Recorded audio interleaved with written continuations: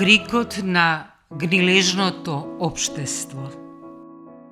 Нема веќе верни луѓе по земјата. Нема праведни меѓу луѓето. Сите кројат сплетки за да проливаат крв. Секој му става на брата си стапица. Рацете им се приготвени за да прават зло. Началникот сака подароци. Судијата суди за подкуп. А големците решаваат по своја волја и ја изопачуваат правдата. Книга на пророкот Михеј, 7 глава, 2 и 3 стих.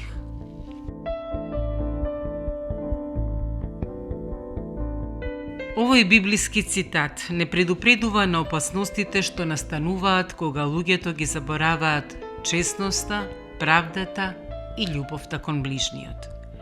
Кога себичноста, алчноста и неправдата ќе завладеат во општеството, довербата меѓу луѓето се губи, а злото станува секојдневие.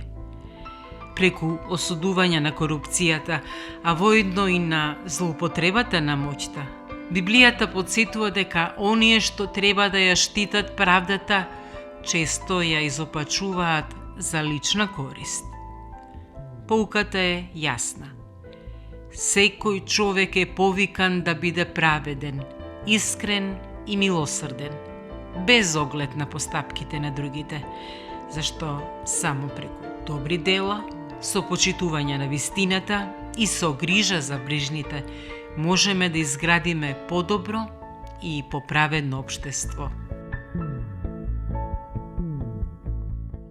Нема веќе верни луѓе по земјата. Нема праведни меѓу луѓето. Сите кројат сплетки за да проливаат крв. Секој му става на брата си стапица.